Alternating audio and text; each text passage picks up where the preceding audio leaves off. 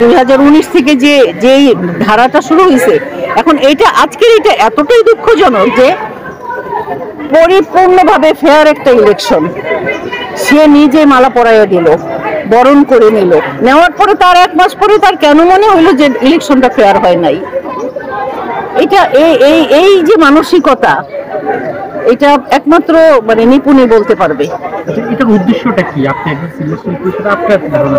আমি অ্যাকচুয়ালি মানে উদ্দেশ্য কি আমি বলতে পারবো না, মানে মানে এটা আসলে মানে কি, কেন কেন করছে, মানে এটার পিছনে কি আছে, কেন করছে বা কি স্বার্থ, আমি অ্যাকচুয়ালি মানে এটা এখনো ফাইন্ড আউট করতে পারি না। এটার উদ্দেশ্যটা একমাত্র ফাইন্ড আউট আপনারা করতে পারবেন, আপনারা সাংবাদিক। আপনাদের মান সম্মান নষ্ট হচ্ছে, পূর্ণ হচ্ছে অনেক অনেক অনেক। আমরা সামাজিক জীব, সিনিয়র শিল্পী, এবং আমরা যথেষ্ট সম্মান নিয়ে ফিল্মে আসছিলাম, সম্মান নিয়ে এত বছর কাটাইছি, কিন্তু এখন এমন একজন মানে মানুষ যিনি মানে আমাদের বিপদে আপদে, বিজয় ভাইয়ের কথা বলছি, উনি দাঁড়াইতে চান নাই ভোটে, আমরাই নিয়ে আসছি আমাদের স্বার্থে।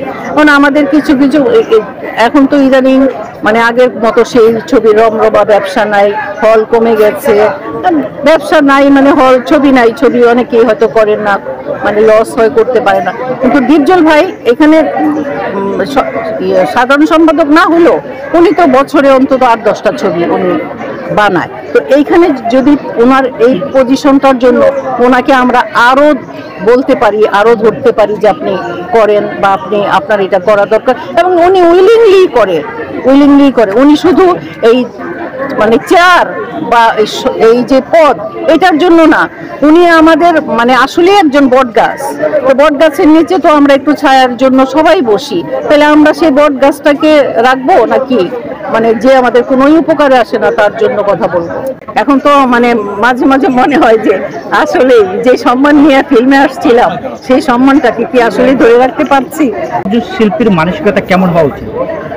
শিল্পী মানে তো ফুলের মতো, শিল্পী মানে ফুলের মতো। আর আমরা শিল্পী, আমরা তো অনেক না, আমাদের ফিল্ম ইন্ডাস্ট্রি খুব বড় না, আমরা কিছু মানুষ একসাথে পরিবারের মতো আমরা যুগ যুগ পার করে দিছি। মানে আমার যদি আর 2 বছর হয় তাহলে আমার হয়তো 4 যুগ হয়ে যাবে এই ফিল্মে। তো এই ফিল্মে আমার 4 যুগের মধ্যে মানে 2019-এর আগ পর্যন্ত মানে এই যে নোংরামি, এইটা আমি দেখি নাই।